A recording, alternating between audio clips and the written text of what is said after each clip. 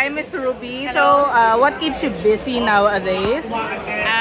Aside from monitoring the Senate, Ay, ano po yung favorite moments?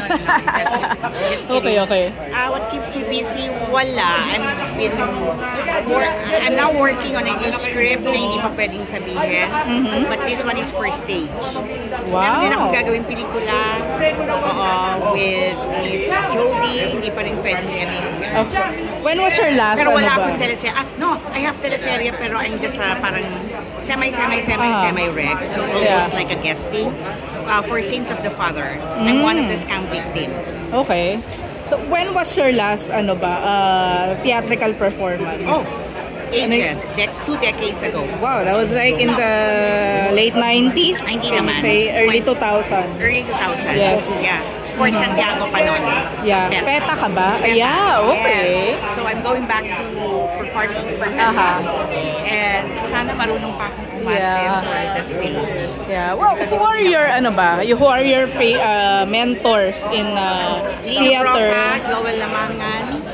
Joel Lamangan was my workshop, summer workshop teacher for basic acting, basic theater. And of course, sino ba mga contemporaries ko? Sa Peta, Boji. No, nauna ako kay Boji. Spanky Manikan, he's a little ahead. Medyo sumunod lang ako. Susan Africa is also from Peta. So today, of course, tonight, sa screening tayo ng Restored Jaguar. Napanood niyo po ba siya before? Yeah, I've seen Jaguar, but that was when it was premiered. Way back. During the time it was filmed. Yes. And in fact, I was trying to recall on my way here kung kasali ba ako dito as one of the, usually naman kasi kami, yung Peta and Sam, kami yung kinukuhang ni Lino Broca, mga artista sa parang ganon, hindi niya kami tinatawag na extras ayaw niya. Yun, so mga support roles or mga ganon.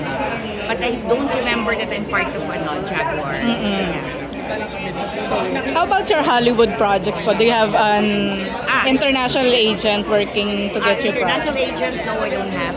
I just came from Melbourne for the premiere of the first Filipino-Australian collaboration, The First Light.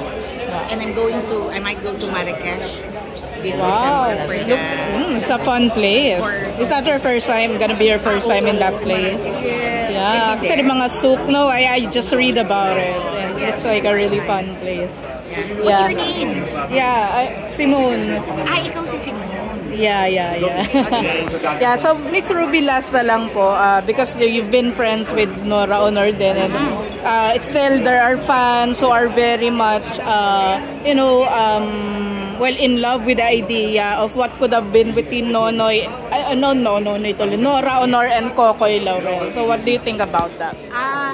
Hello, yung tungkol doon, tingin ko lang love team lang talaga. It's pure friendship because Kokoy is such a darling. Okay? Not just to Nora Honor but to a lot of colleagues. Okay? Kaya sa theater yan or sa yung mga nakatrabaho niya sa pelikula. I've not worked with him but that's what I've heard of him. And also, I'd like to take this opportunity to correct kasi meron nag-interview sa akin during wake ni Ate Guy.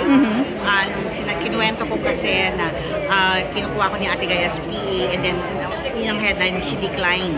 I declined because, sincerely, I declined because I had other dreams. Hindi dahil ayaw ko si Ate Guy. Gusto ko lang linawin yun. Mahal na mahal ko si Ate Guy. And she knows that. Okay, thank you.